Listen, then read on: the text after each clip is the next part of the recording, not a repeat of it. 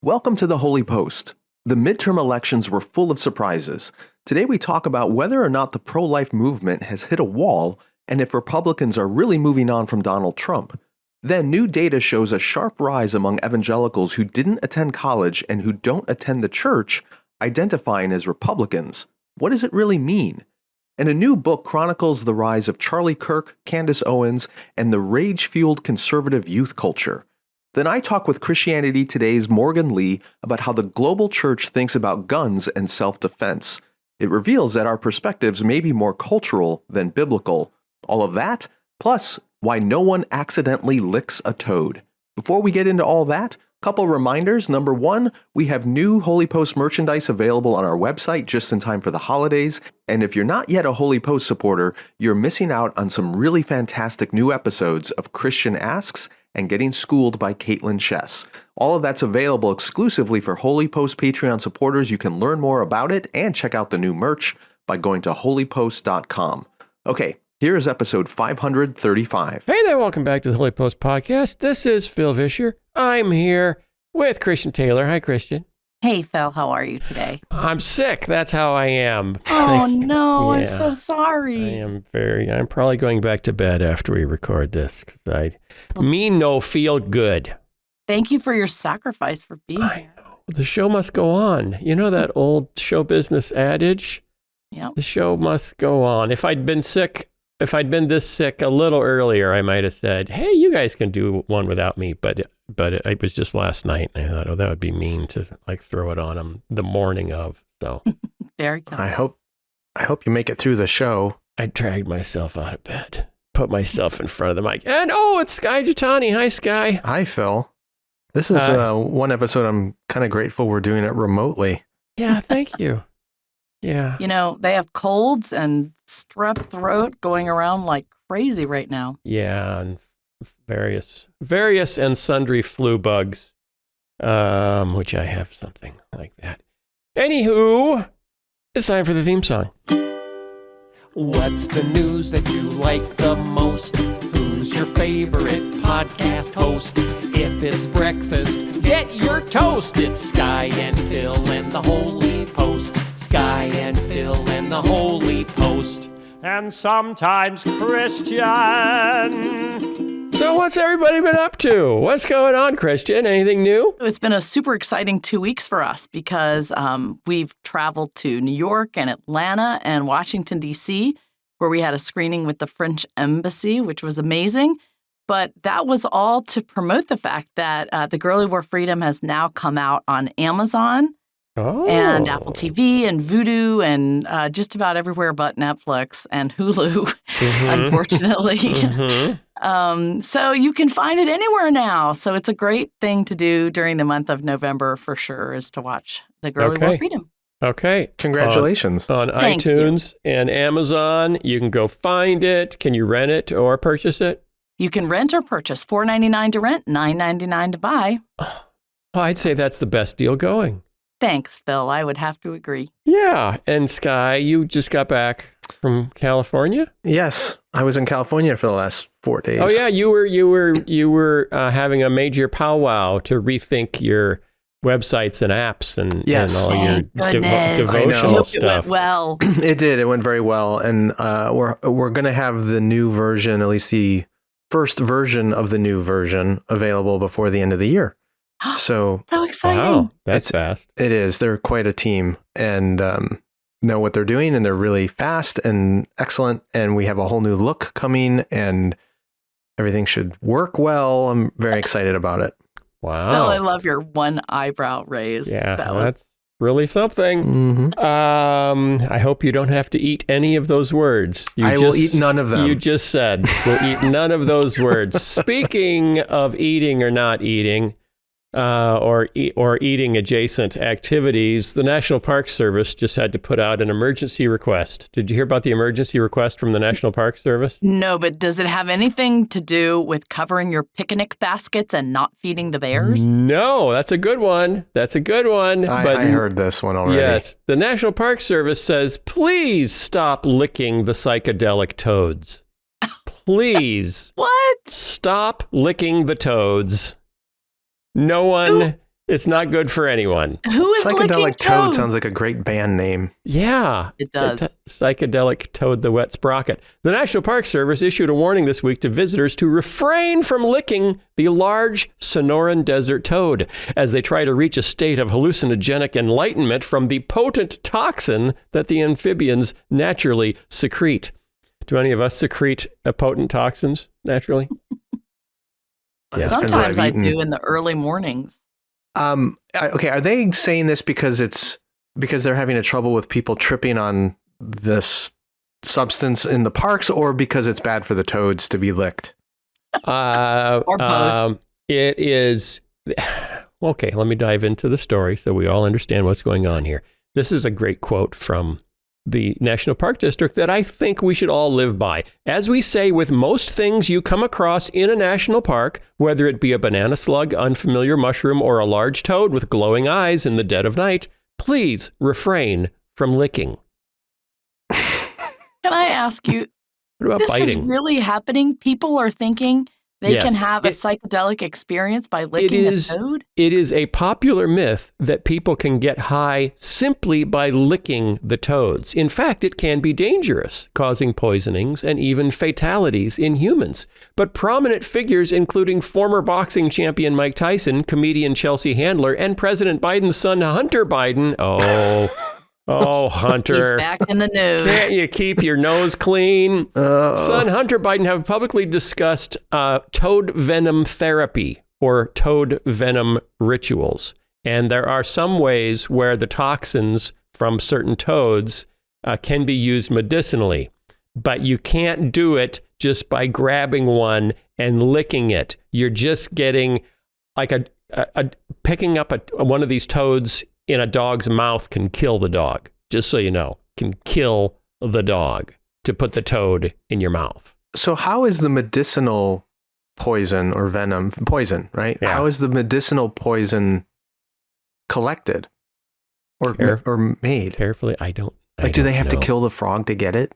The creatures release the potent chemicals from glands just behind their eyes as a defensive mechanism against animals that harass the species. The powerful toxins can be strong enough to kill full-grown dogs that pick up the toads in their mouths, causing symptoms including excessive salivation and an irregular heartbeat. But there has been research done with there's a compound in the toxin, and it's more about research into what this compound can do if you isolate it from the other things in the toxin that want to kill you. But because so many celebrities have been saying, I'm doing toad toxin treatment. Woo! It's the latest thing in goop.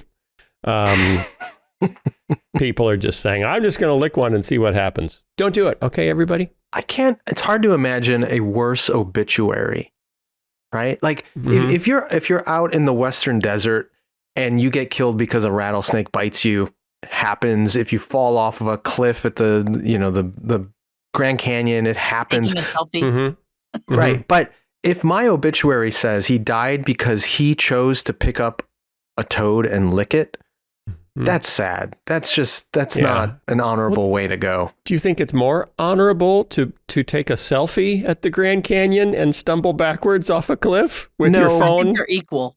No, Yeah. Although the selfie taking is stupidity and falling off, it's not exactly something you choose to do. That's Whereas right. licking the frog is something you choose. Yeah. Definitely a choice. You don't lose your footing and accidentally lick a frog. Right. Well, That you happened to could, me I once. guess, if you were I don't in the know. woods and you tripped over a I tripped, rock and when you're whenever I holding trip, the frog. I go down. I'm going to break my fall with my tongue. That's always what I think when I trip. I'm going to break my fall with the squishiest part of my body. That's my tongue. So that ought to work.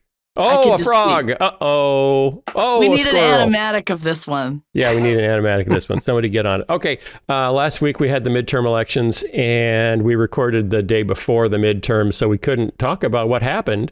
And now we kind of know largely what happened, and it's pretty interesting. It's pretty interesting how the story has shifted from there's going to be a red wave to not a very big red wave to, wait, where's the red wave at all, to the David French saying on Twitter, is there anything more anemic than saying red trickle? Did you see what Ben Shapiro tweeted? No, what did Ben I Shapiro think it was tweet? something along the lines of the red wave became the red wedding. Oh. The reference from Game of Thrones, that That's- episode. Yes, that's Where- I didn't dramatic. see that, so can you enlighten me? Basically, Lots of people this got killed. it was a bloodbath at this wedding. So Well, Bloodbath. We still don't know, what the final outcomes of everything are. And this is what I've kind of come to expect from our elections. We used to, wait till the end of the evening. And at the end of the evening, we weren't, 100% sure, but we had a pretty good idea of what everything would be. But these days, it's days, weeks, and now it's going to be months before it's finally in. And I definitely find myself adjusting my expectations to not know, to live in this uncertainty Yes. for a while. But we do know some stuff, and the stuff we know is rather interesting. Tell us what you Yes. mean. We know, first of all, we have the baseline of in a midterm with an unpopular president, the president's party does poorly, and in some cases, horribly poorly. So that was kind of the expectation because we are in a midterm with an unpopular president, with high inflation, with high gas prices, with lots of things going on that people are unhappy about. So it was a prime opportunity for things to go horribly for Democrats, and they did not. But here's where, because I was listening to David French diving into this, here's where it gets interesting. If you compare a state like Florida and a state like Michigan, we can learn something because in Florida, Republicans did very well.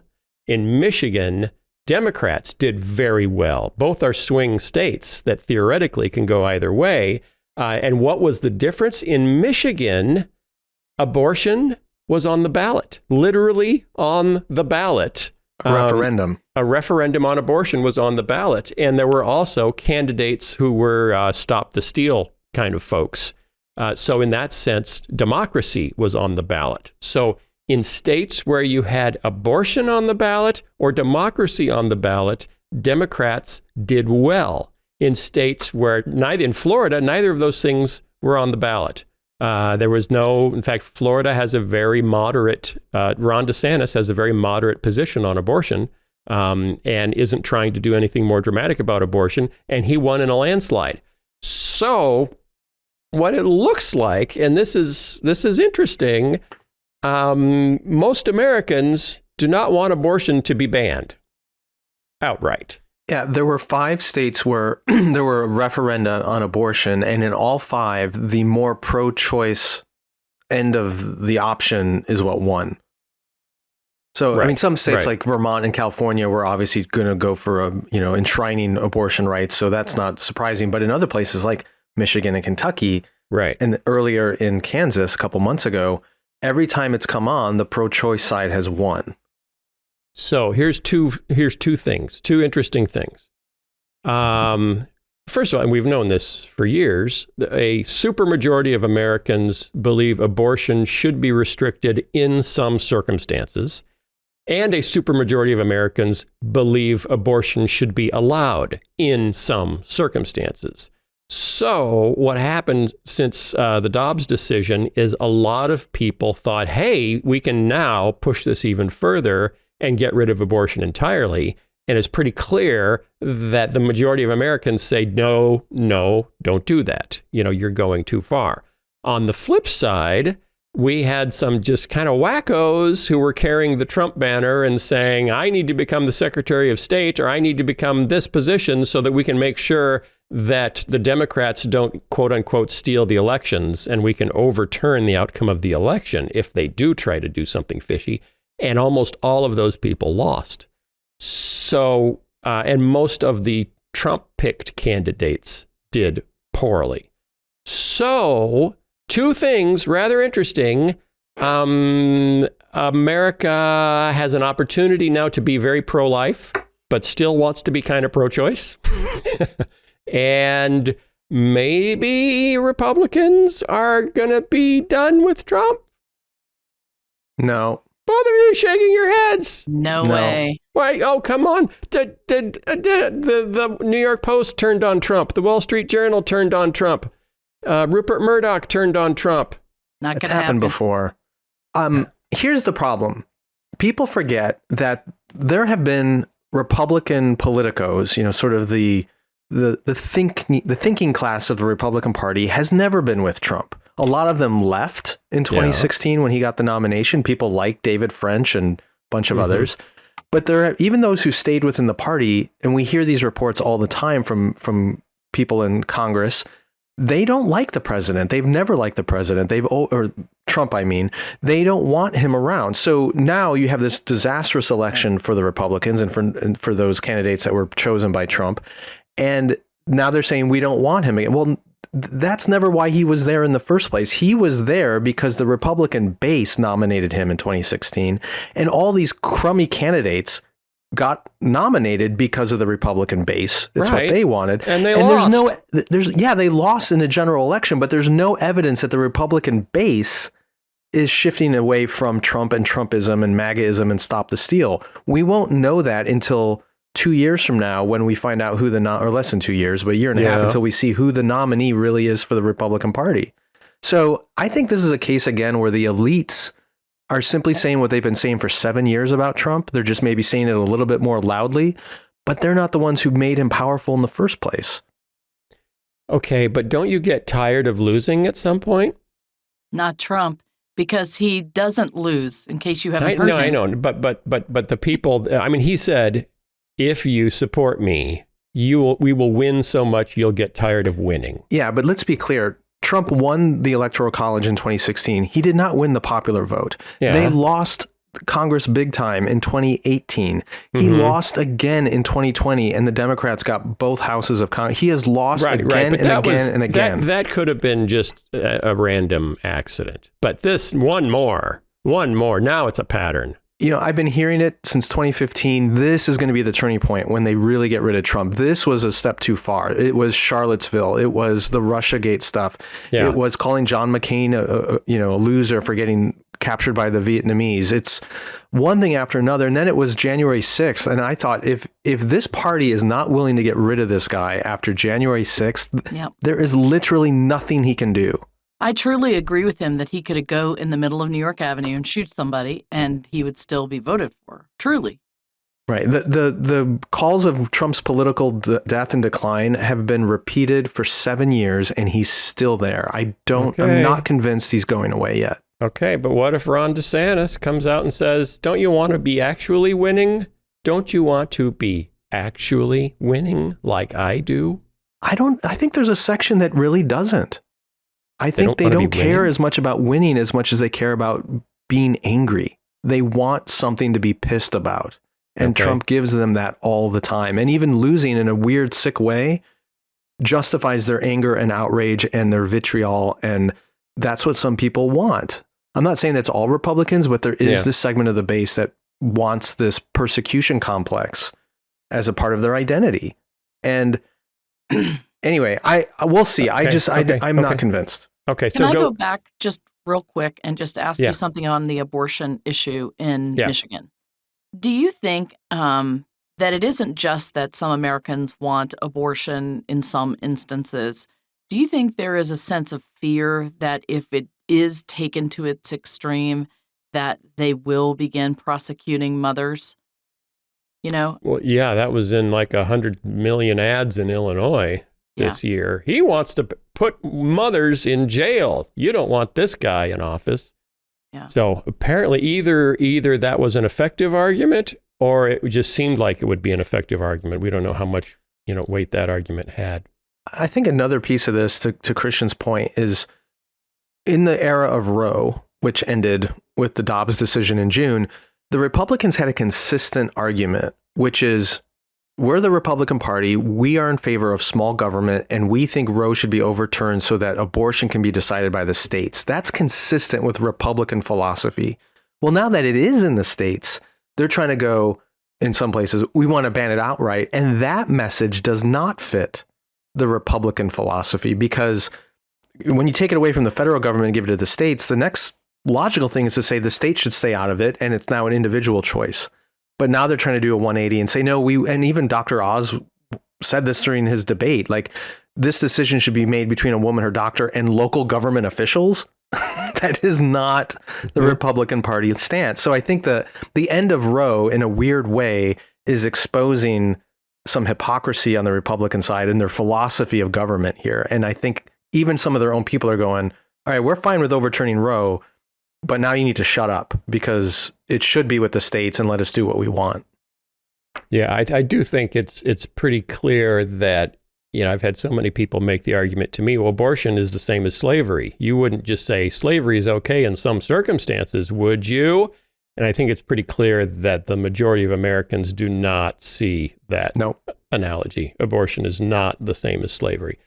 So I'm hoping maybe we can actually, if a supermajority wants some access to abortion and a supermajority wants limited access to abortion, I think in a democracy where we probably need to end up for the time being is with some limited access to abortion. Seems to be, I'm going to say, kind of logical, Phil. The will of the people. David French has a good way of talking about this. He says there's a difference between banning abortion and ending abortion. Mm-hmm. Banning it is something that a large constituency of conservatives want to do because they can pass a law that says this is now banned, but that doesn't end it.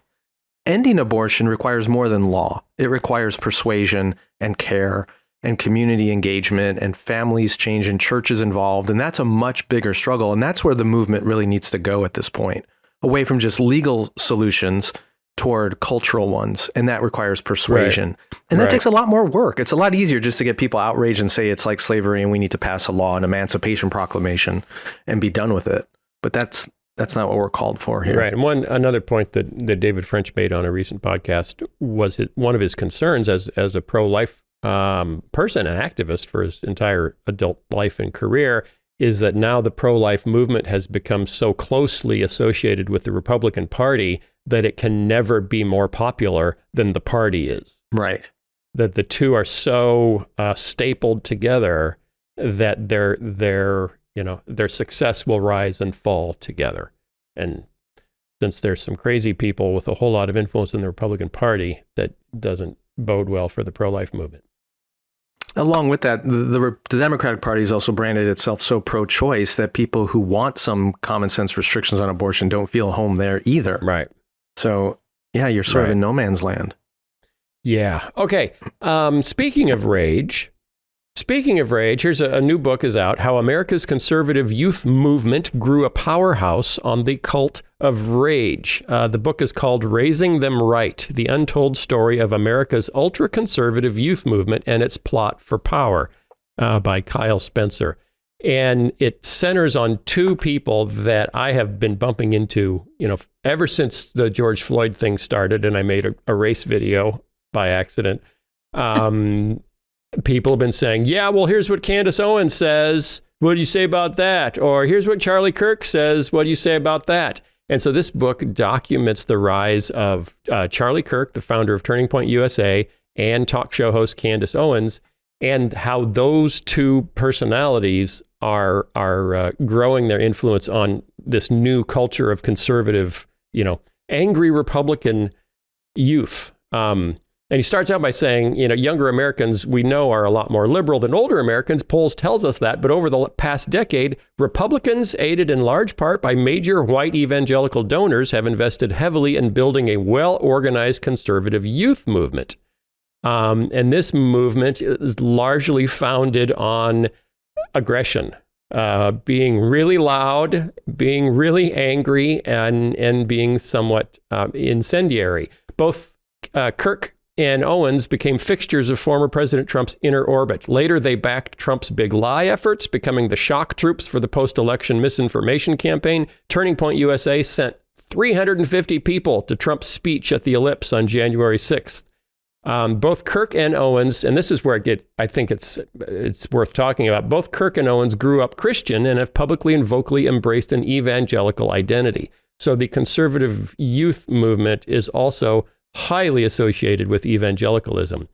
Kirk also founded TPUSA Faith, whose mission is, quote, to engage, equip, and empower Christians to change the trajectory of our nation. His podcast airs on conservative Christian radio outlet Salem Media, where also Eric Metaxas's show airs, and Dennis Prager's, and quite a few folks like that.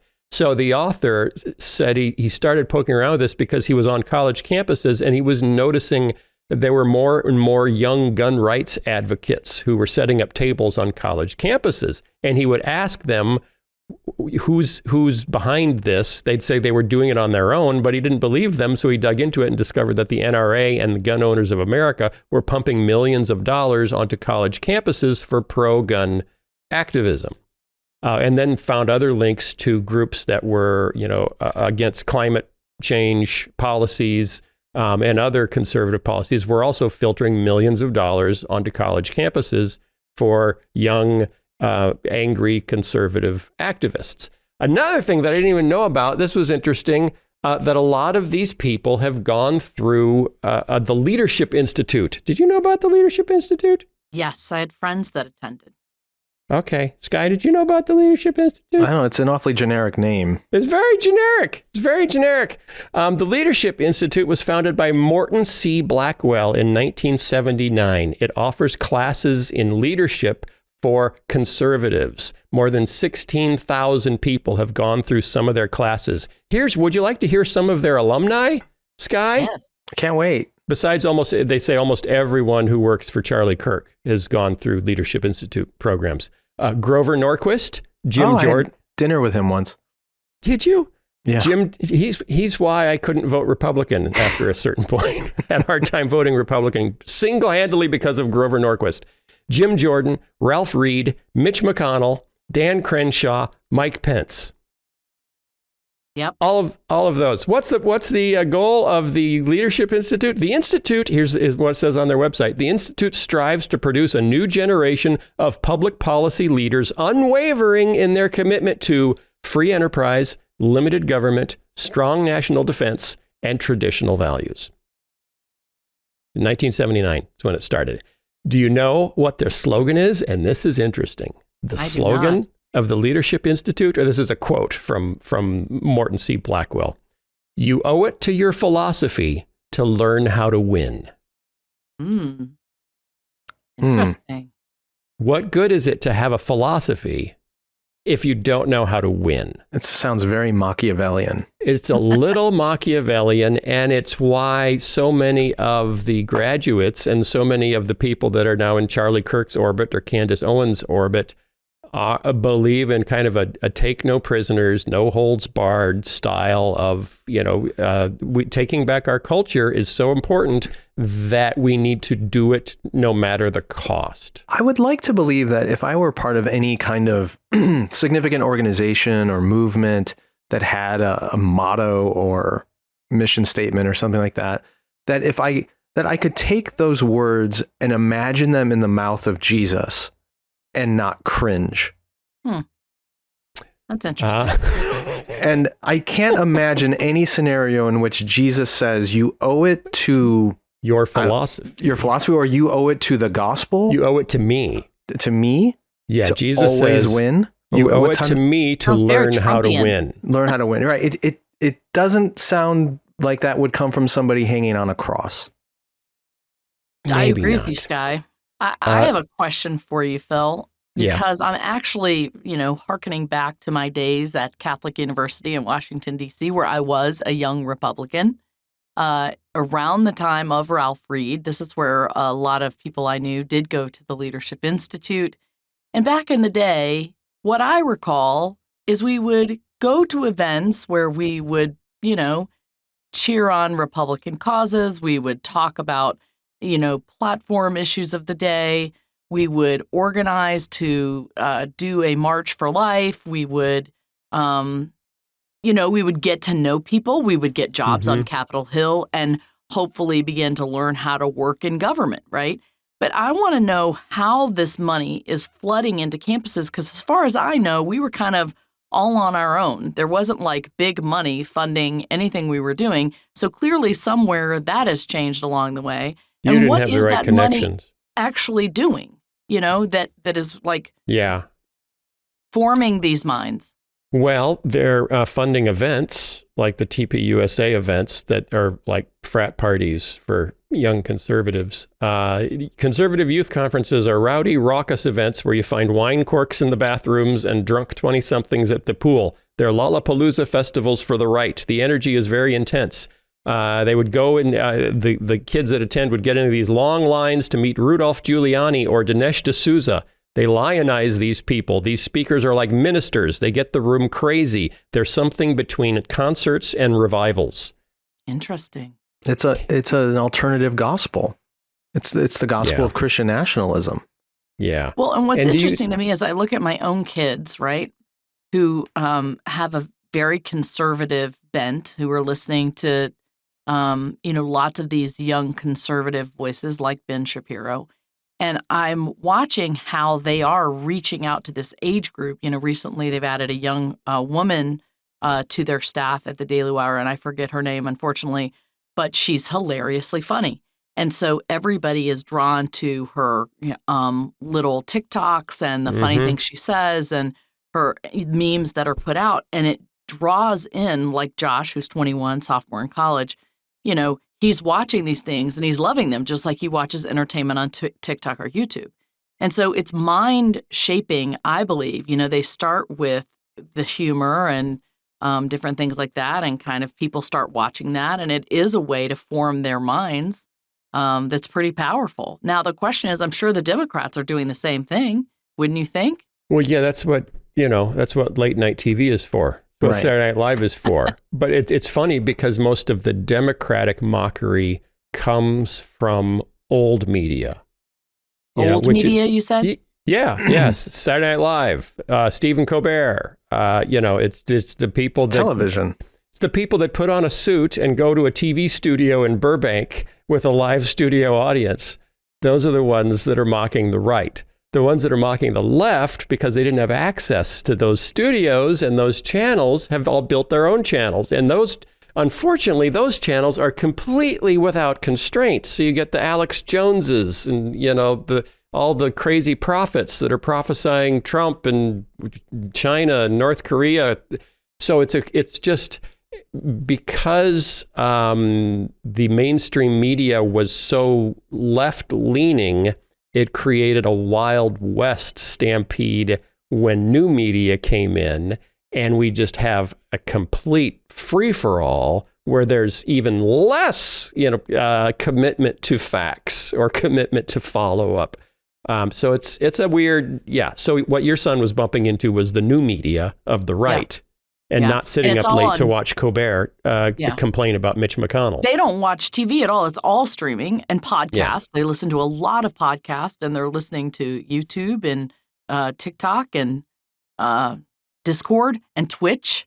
All of those places are where they're consuming their media. And I do believe that this young Republican wave has got the mastery of that, from what I can tell. Yeah. And Christian, you asked, where's all this money going, or how are they funding it? You just answered it. That's where it's going. Is these people are getting huge audiences because some of them are being funded by these corporations and interest groups and conservative donors that are elevating their profile and making sure they get a big audience. Mm-hmm. Okay, I want to make a correction. I almost kind of said I stopped voting Republican. In this last midterm, I voted for some Republican candidates and some Democratic candidates and some independent candidates because it varied on whether it was a local race, a state race, a national race, what the issues were in that context. So I misspoke. I still do vote. I am an equal opportunity voter, so all can be offended at me. But I really don't like Grover Norquist. Yeah, okay. I think you meant the far extremes is what you meant. Yeah. Ryan Burge just put out a piece on Twitter, a poll that showed a huge swing towards GOP identity among people. This is people who self-identify as evangelical. Okay. Do you say I am an evangelical? And this is between 2008 and 2021. And then we're going to ask you, what's your level of education and what's your level of church attendance? And then he plots these three things. Okay, so level of education, level of church attendance, and then whether or not you associate with the Republican Party. And the biggest swing, a huge swing between 2008 and 2021 was among self-described evangelicals who never go to church and didn't go to college. Only 35% of them described themselves as Republican in 2008, and now it's 65% of them. So it nearly doubled. Okay, so what does that mean? How well, hang did on, that because the inverse is evangelicals with the most education and the highest church attendance are actually more likely to be Republicans than people with no education and no church attendance. But since 2008, the number actually decreased that associate with the Republican Party. So if you have a postgraduate degree and you go to church every week, you are less likely to be a Republican today than you were in 2008. If you have a high school degree, diploma, and you never go to church, you are much more likely to be a Republican today than you Interesting. if you call yourself an evangelical. So what it shows is that evangelicalism seems to have become more of a political marker, association with the Republican Party, and especially for those who aren't terribly affected by the church or don't have the education for a new economy. Another way of saying that is the term evangelical has become a stand-in for Christian nationalism. Because I think if some of those people don't go to church and they're not highly educated, they're probably buying into the popular cultural political manifestation of Christianity, which is Christian nationalism, and they just want to call that evangelicalism. Right? Well, that's interesting. I would probably challenge you to find some data to back that up. I'm sure there's data to back that up. There must be. But my point is, if they identify more, they call themselves evangelical, but they're far more shaped by Republican identity than they are by a church identity. Yeah. That's what I mean. The political identity is far more significant than the theological or church identity. And that popular political identity of Christianity on the far right is Christian nationalism. Maybe. So I have a question for you. Yes, Christian Taylor. Let's unpack this idea of less education versus more education. That's the single most definitive marker between the two parties. And I'd like to know why that is. Why does education make that much of a difference? I mean, is it that less education means your mind is more, you're not thinking for yourself because you don't have the tools to think for yourself? No. Talk to me about how that happened. Well, two things come to mind. First of all, it's not always been this way. It wasn't that long ago, just probably the 1990s, where the majority of working class Americans voted Democratic. Okay. And now it's the opposite. The working class, non-college educated Americans vote overwhelmingly Republican. How did that switch happen? Well, I think it's a couple of things. One is it's mostly about culture. As the Democrats became more associated with cultural elitism, college educated ideas, inclusion, diversity, the LGBT movement, all these things that are associated more with urban educated circles, more and more of rural red state working class people feel like that's not my culture. Those aren't my people. And then increasingly you have a Republican Party that is standing up against LGBT rights, against diversity, against immigration, against globalization and protectionism. Trump became kind of the crescendo of that. And those values resonated with white working class Americans. And so I don't think I think education is it's a proxy. It represents a culture. It's not about how smart are you or how educated are you. It's more which group do you identify? Whose values do you identify with and more? A big part of it is who are your neighbors?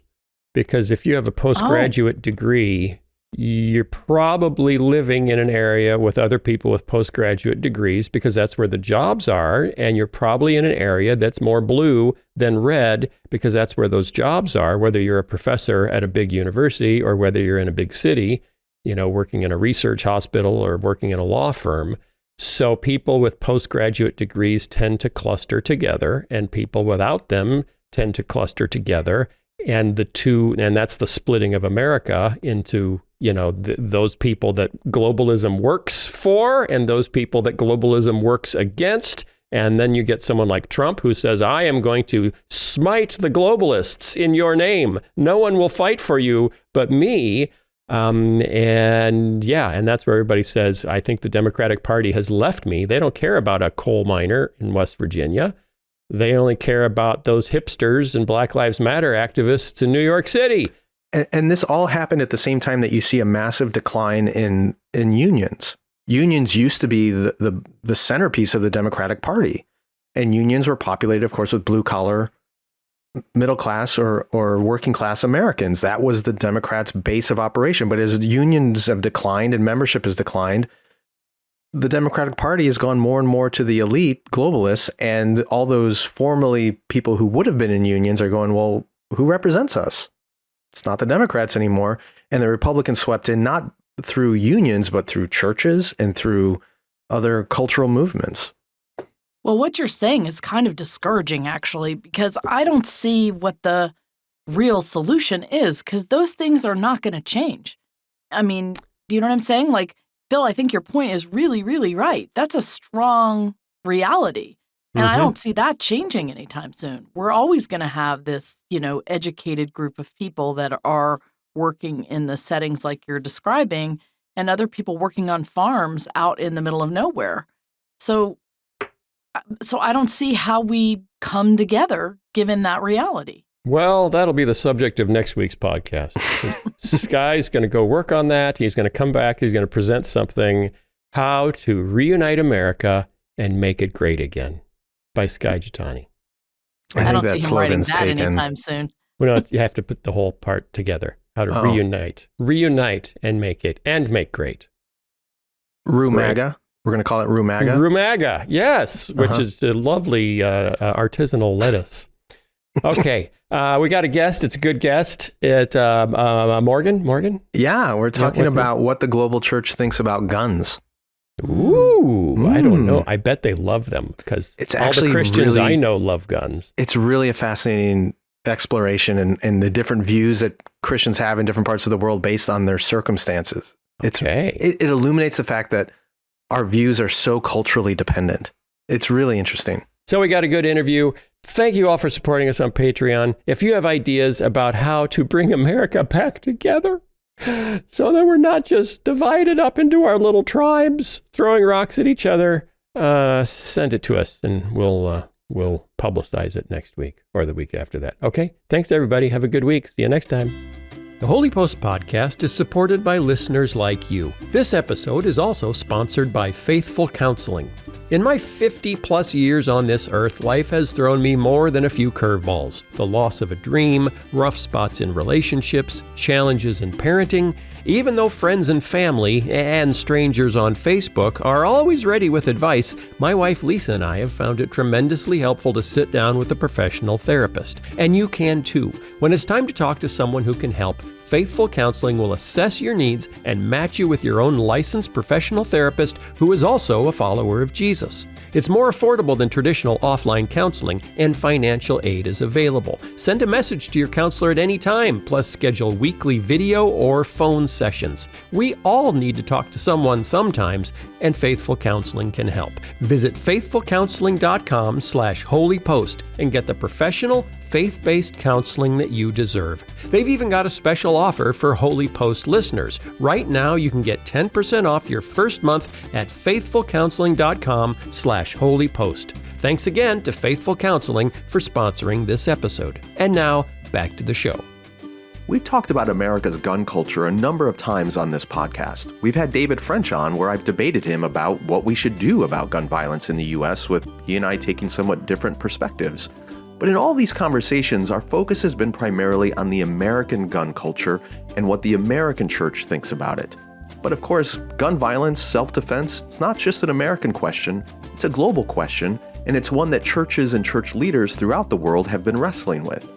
There was a recent article in Christianity Today by Morgan Lee looking at what different Christian leaders around the world think about guns and self-defense. I found it really illuminating, so we invited Morgan to come on the show to talk more about it. Morgan Lee is the global media manager for Christianity Today. She's reported on a bunch of different issues, including mass incarceration, religious freedom, overseas persecution, racial justice, technology. I've really valued her voice over the years. She's also been the host of CT's inaugural podcast, Quick to Listen. This year on The Holy Post, we've been trying to be more intentional of including more global Christian perspectives and voices. That's why we've been doing the special series, What in the World, based on the book Inalienable, and it's why we wanted Morgan Lee to come on to help us get a better global perspective on the issue of guns and self-defense. It just helps us remember that the church is global, and it's not just the American perspective we need to be thinking about, and sometimes by listening to our sisters and brothers in other parts of the world, we come to recognize our own cultural biases and maybe even how our views are rooted more in our American identity than in our Christian one. I think that's exactly what this conversation uncovers. If you haven't read Morgan's article on this topic, we're going to link to it in our show notes. I highly recommend you do that, and I hope you enjoy this conversation with Morgan Lee. Morgan Lee, welcome to The Holy Post. It's great to be here, Skye. Thank you so much for having me.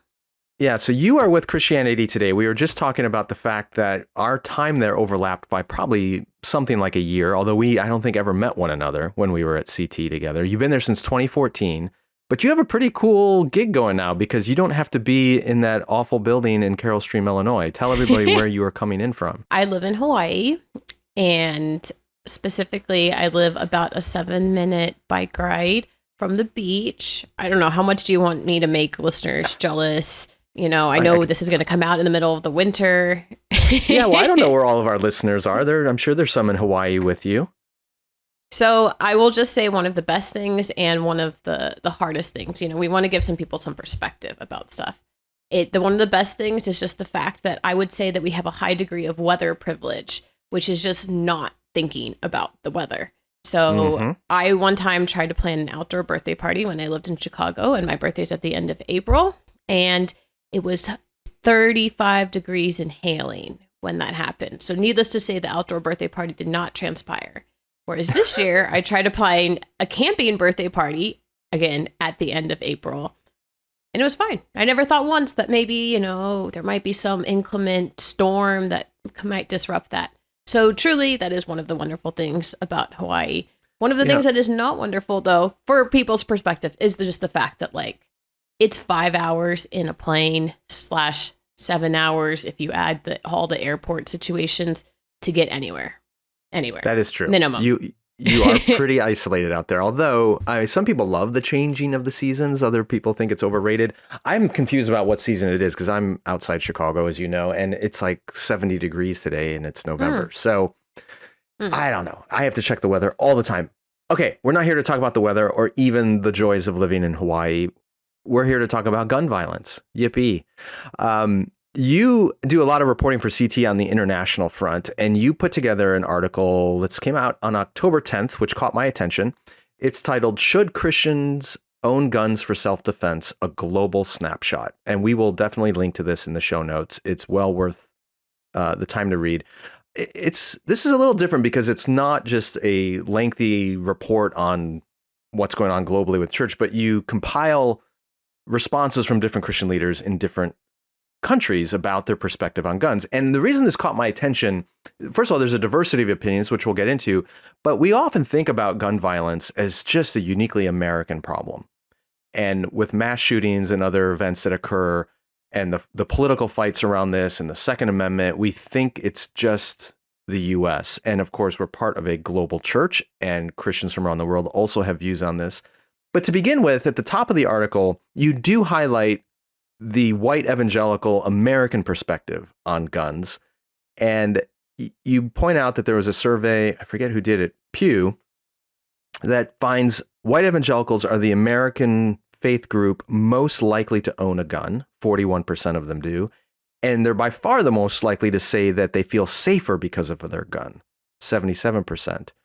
The other bit of contrary data, and then we can open this up a little bit, is, or not contrary, but curious data, is you report that Americans who attend religious services more frequently are also less likely to own a gun. So that's interesting. So it seems to be it's more nominal white evangelicals who are super into their guns and the feeling of safety from them. And Pew also found that Americans with very high levels of religious commitment were less likely to own guns than those who had low religious commitment. So as you did this reporting, kind of dug into the numbers, what were some of the highlights, your takeaways from what sets the U.S. evangelical church apart from a lot of the global church on this topic? I think one of the main things is just what laws people live in under when it comes to owning guns, right? Not everyone is in the same place where they have some sort of part of their constitution that is actually devoted to giving them that particular right. And there are many believers around the world who live in places where they are not allowed to own guns. I think one of the big takeaways that I had was how much the laws of the country that the people live in, that these Christians live in, actually seem to shape their perspectives around guns. I didn't see very many instances in which the Christians that I interviewed, there are some, we'll get into them in a second, were directly anathema to what their own governments had said. So for instance, we had someone from Singapore. Singapore is a place where private citizens do not own guns. And that Christian leader that we interviewed was like, why would I own a gun? And Christians should not own a gun, right? Meanwhile, if we're just going to compare it directly to the United States, we are allowed to own guns. And Christians here say, yes, we should be allowed to own guns as Christians. Obviously, there are Christians who do not have that view, right? But the people that I interviewed for the story was not necessarily looking for some sort of perspective. I didn't go looking for instance, like a very strong like Anabaptist perspective and try to find all the Anabaptists in a country who might take a peace perspective, right? I just try to find who is a Christian leader who would be willing to kind of give some theological depth to their response.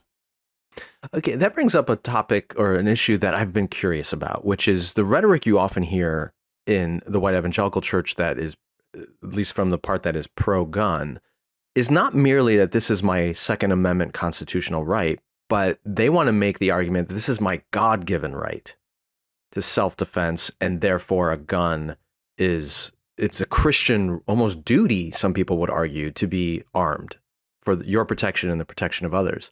But my question would be, if that same believer were to move to Singapore or to the UK or to some other country that has more restrictive gun laws or no right to a gun at all, would they actually politically mobilize to change the law to allow people to have guns because they believe it to be a Christian imperative and a God-given right?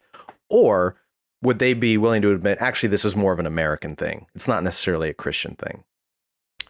If we take people at face value, specifically when we were talking about this white evangelical data, one of the other points that came up, right, is that Pew study, these are numbers from 2017, it found that, for instance, 38% of white evangelicals worry about being a mass shooting victim, 61% worry about being a victim of violent crime, and 66% worry about being a victim of a terrorist attack. I bring up those numbers to say that potentially said Christian, if they decided to move to a different country, might say, oh, in this country, I actually feel safer, right? It's not necessarily as necessary for me to go the self-defense route, to own a gun, because actually it's not a type of, it's not a country where we're going to be at risk for violent crime, terrorist attack, mass shooting.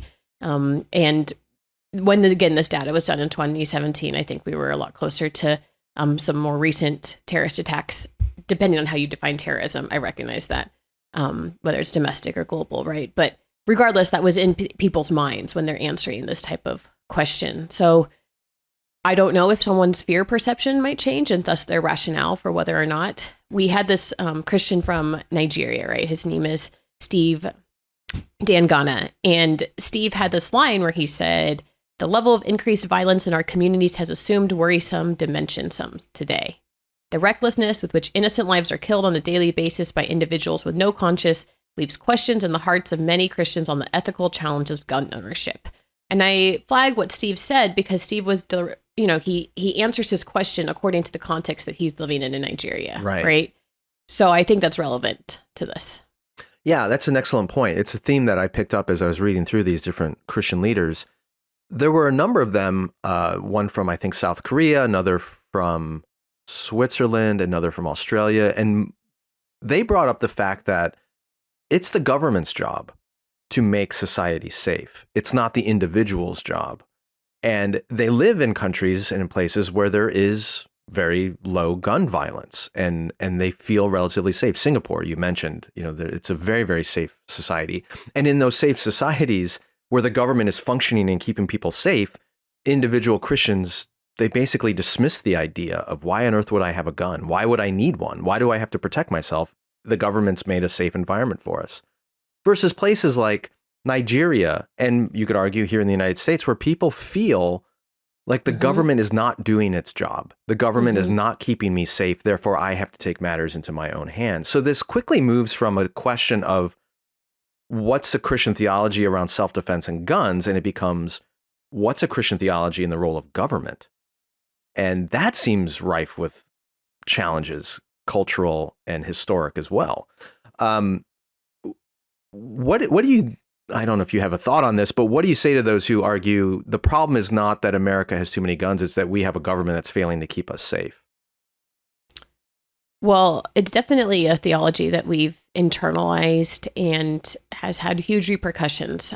If I'm recalling this correctly, it seems like almost every single time we have a mass shooting, the number of people out there buying guns actually goes up, right? And I think that we can all say, regardless of what your personal beliefs are about how to solve mass shootings, that we're not necessarily closer to solving them. And I do recognize that Biden this year signed legislation around guns at the end of June. So I guess we kind of have to see what that turns into the next couple of years. But most of the time, our script for responding to a mass shooting involves some level of resignation and pain that it's going to happen again. It's inevitable. It happened this time. It's awful. It's terrible, and it's inevitable, right? And so, to the extent that we believe something to be inevitable, there seems to be this one solution for, especially again, coming from this like individualistic context, which is how most of us would understand Americans to be, which is, I personally will buy a gun, right? If there's not something that I'm able to rally the neighbors and the people around me in my community to do, I at least can do this very bit. And yeah, I think that is a hugely significant thing. As far as like getting the government involved in this, I don't really know what comes first, right? Do communal societies, for instance, believe that their governments can do more? Do the governments, when they're established, end up just taking on this type of role where they explain to the citizens themselves, like, this is how we see you? I mean, the United States obviously does have a police force, and there are things that we do see the role of government to be. I think that many of the people that buy guns are people who also are either were previously in the military or have some connection to law enforcement. So there is a close connection there.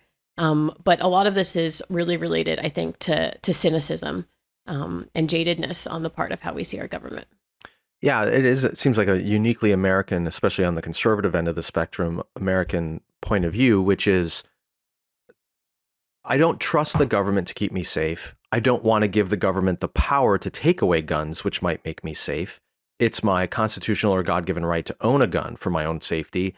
And so we have a proliferation of 400 million guns in this country, which arguably makes us less safe. So you look at what some of these leaders said from, so let me read one from South Korea here.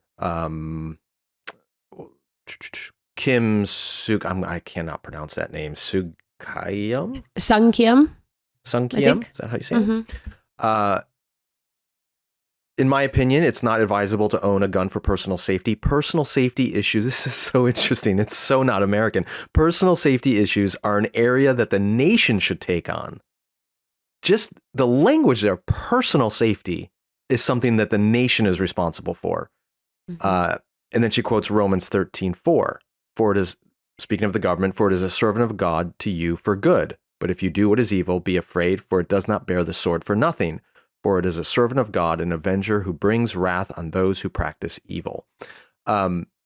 This idea of the role of government comes up a lot in these leaders' perspective. Even in Switzerland, which is a heavily armed country where there's a very high rate of military veterans who get to keep their firearms, the leader there, Jean-René Moret, pastor of Evangelical Church of Cologne, says that even though gun ownership is widely allowed in Switzerland, he also does not see it as a matter of self-protection. I'll quote him. Jesus' teaching and example show that Christians should rather suffer the loss of their possessions, honor, and life than answer violence with violence. Paul in Romans 13:4, again, citing that same passage, recognizes the role of the state to bear arms in order to repress evil, but this is not the individual's role. So as you talk to these leaders, among those who did advocate for Christians owning guns for personal safety, where did they root their argument biblically? If these leaders are saying, no, personal safety is the responsibility of government to be armed, not the individual, where did the other leaders root their point of view? So I've just mentioned Steve, right? Steve, not surprisingly, gives an example of where vigilante violence is argumentatively used in this, right? So he talks about this night when Jesus is betrayed and that Jesus himself encourages his disciples to carry a sword, which is Luke interesting. 22. Mm-hmm. We can dive into that. And he said they had 2, which he said was enough. But Jesus is arrested, right? Peter takes out his sword, slices off the ear of the servant. Jesus does heal this person, and he tells Peter to put away the sword. Now, this is what Steve says. Steve says, Peter's ownership of a sword was not condemned. It was only his use of it in that particular circumstance that prompted Jesus to urge restraint.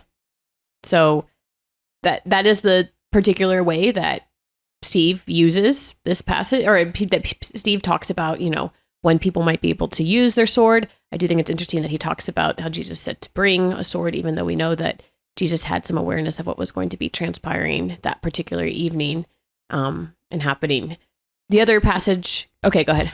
Sorry, but he's not here to defend his position, but I found it interesting that to extrapolate what he's arguing here, it sounds like it's okay for a Christian to have a weapon, just don't use it. Or it's okay to have it, but it can only be used in extremely limited circumstances. There were other leaders who quoted Luke 22 in their argument against personal arms. And we can get into that in a second, but go on. What was the other argument that he made? So the other one that he talks about is specifically around John the Baptist, when soldiers come to John the Baptist, and when asked what to do to live for God, John replied, "Do not extort money from anyone by threats or false accusation, and be content with your wages." Steve says, we see John stop short of telling the soldiers to lay down their weapons. This is a particular instance that's actually very different, right, than the previous one, because these are soldiers. They're not civilians. Right. They're representatives of the state and its power, which is a Romans 13 engagement again. Exactly. So they're definitely not the same situations. And I would say that this particular passage seems like it could have occurred in some of the quotes from the other leaders, because it seems to make a similar point about who should hold the ability, or who should hold weapons in that situation. Yeah. In my engagement with some Christians in the United States around a theological and biblical argument for gun ownership and use, they will often go to that Luke 22 passage and Jesus saying, do you make sure you have swords and arm yourselves and all that. I think the logic is super flawed and the exegesis is terrible, but to understand a little bit where Steve's coming from in his context in Nigeria, and he talks about this, that there's been a breakdown in public safety. The government is not doing its job in curtailing violence, and ordinary citizens, including Christians, feel very vulnerable. And in that circumstance, it feels like the best option is self-defense with armed weaponry. And so many of these other leaders were saying, the government's doing its job and we feel safe, so why would I need a gun? And they take that very same passage, whether it's Romans 13 or Luke 22, and interpret it very, very differently. But it's also easier to interpret differently when you feel safe. talk through some of the other biblical arguments from the other point of view beyond the ones we've touched on in Romans 13. How did other leaders root their argument that Christians should not have guns for personal safety? So in the Philippines, we had Emil Jonathan Soriano talk about the ethic of nonviolence, which I kind of alluded to earlier. I think he says a more maybe traditional argument or familiar argument for people. In Jesus, we see that one does not need weapons to defend oneself and be safe. The early Christians followed his example. They did not seek to defend themselves by picking up arms, but instead willingly laid down their lives as a witness to the gospel. And then he quotes a church father, Clement of Alexandria, as simple and quiet sisters, pray, peace and love require no arms, for it is not in war, but in peace that we are trained. So I think those are passages that people who have taken maybe pacifist, that whole pacifist convictions would look at those. I also spoke with Miguel Alvarez, who is based in Guatemala, but is originally from Honduras. He quoted from James 3:17, "The wisdom from above is peaceable, gentle, open to reason, full of mercy, good fruits, impartial and sincere." I think it's actually pretty interesting. Miguel is from a part of the world that is known for how dangerous it is, in the sense that many of the migrants that have shown up at the U.S. border in the past decade have been from this part of the world, fleeing violence in this situation. But he has a line in here that says, "I do not believe that believers in Christ should carry weapons," and he says that it's contrary to the gospel message. I found his remarks probably the most powerful in this whole piece because of his context, right? Honduras and other parts of Central America are the rates of violent crime and gun violence is even worse than in the United States, and yet here he is making an argument from the pacifist point of view, which is kind of stunning, really. Right.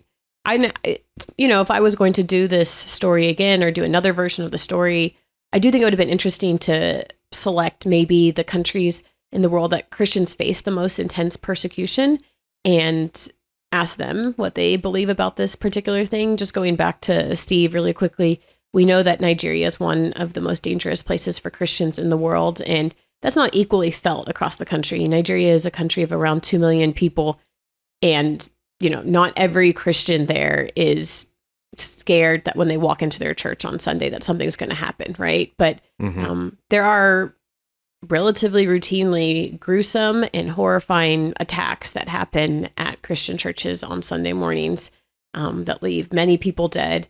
And that from an infrastructure capacity, what I've understood is that it's actually very hard for security forces to traverse to get to those churches because they're in such remote locations, right? Like, it's not as simple as just pressing a panic button and believing that the security forces can show up there right away.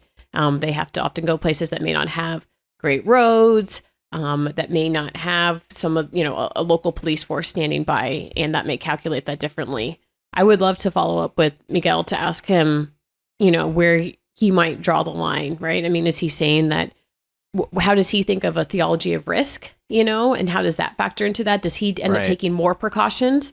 Does he advise churches in his situation to potentially be sensitive to how gangs are operating in the area as a result of not wanting to take in weapons? The only reason I say all of that is because I've actually done some reporting in the past year looking at a theology of risk, trying to understand better how we're supposed to show wisdom, caution, and also trust in the Lord in these particular situations, right? And so guns in some ways are one of those other ingredients in there. Again, it can depend on people's actual context, but it definitely factors into what level of safety or risk that Christians are willing to take.